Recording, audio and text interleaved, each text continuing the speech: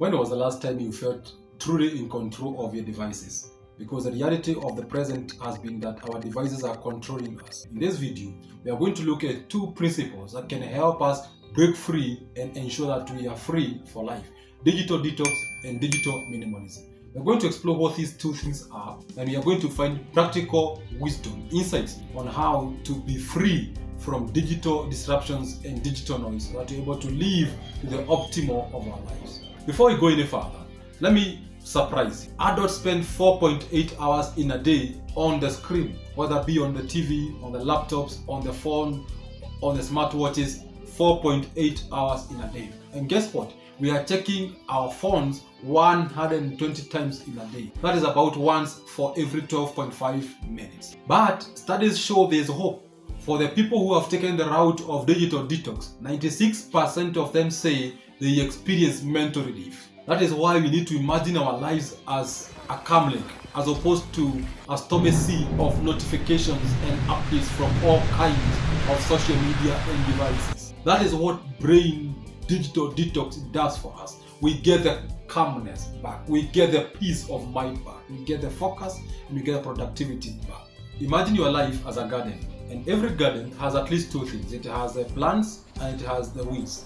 The plants are the result of our investment. The weeds just come up. Now, as we engage with our devices, we receive a lot of seeds into our lives. Now, those seeds can be connections, can be ideas, can be inspirations. But besides the good seeds, we can also have the weeds growing up. And the weeds come and take up the resources, the time, the energy, and literally the life out of the garden. That is why we need to take care of our garden. That is why every good garden has one thing that differentiates it from the other gardens. It has a fence around it. The fence is not there just for beauty.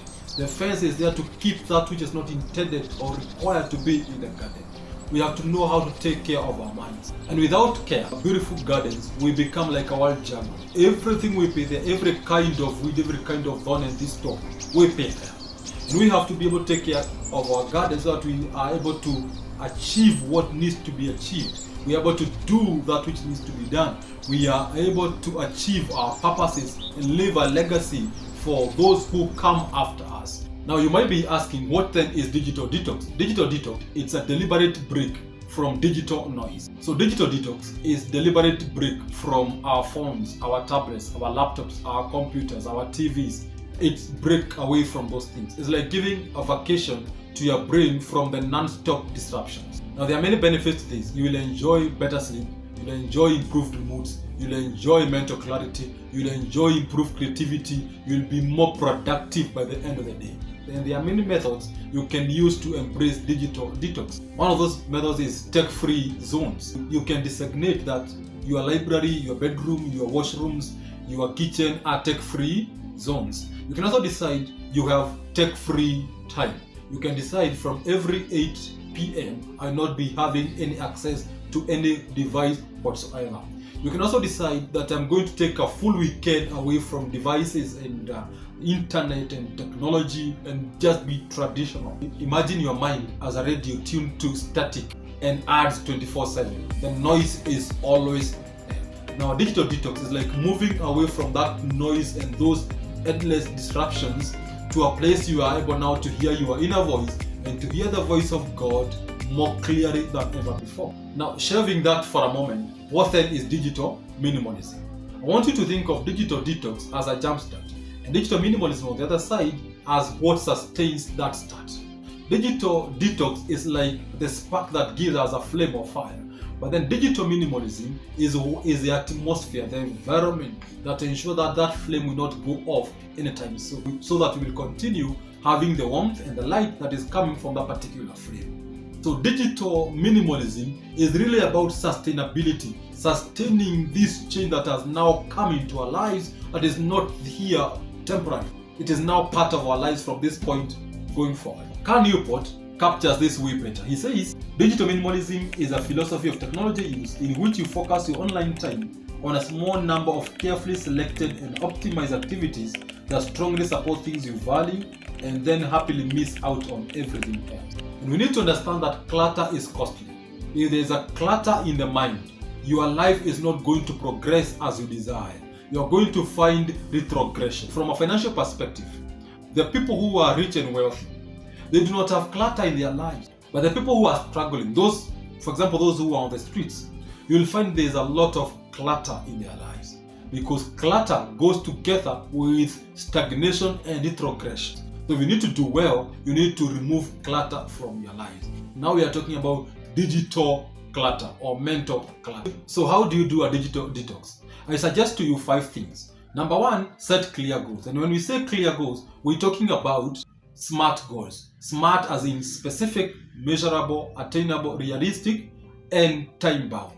Ensure that your goals tick each of those boxes. Number 2, choose a detox period. Decide, when are you going to detox? Is it going to be in the evening? Is it going to be on a weekend? Is it going to be twice a month? But you have to have a time. If there's no time allocated for it, it's not going to happen. It's simply a delusion. Number 3, prepare your environment. Make sure you speak to your family and to your work colleagues so that they know what is happening in your life and where you are at for what reason. So that they do not start thinking that you are losing it. You might come back only to see that you have lost your family or you are no longer having your work. You have lost your job. Number 4, fill the time. Now, you have been having time for the screen. That time is still available. You need to use it for other activities or else you are going to be tempted to go back to your old habits. So find activities that do not require you to be on the screen, like cooking, like cycling, like swimming. Find activities to take that time. If you do not, you are going to find yourself going all the way back to your former habit. Number 5, reflect on your experience. The journey that you've taken so far, that journey has lessons in it. There are things you can take from there and export to your future. And there are things that you should not repeat tomorrow. So take note of your journey and note what to carry forward and what to delete from your life going forward. So now, how do you embrace digital minimalism? So number 1, you need to audit your life. Look at the devices that are in your life. Categorize them as essentials, non-essentials, or optionals. And number 2, now delete the non-essentials.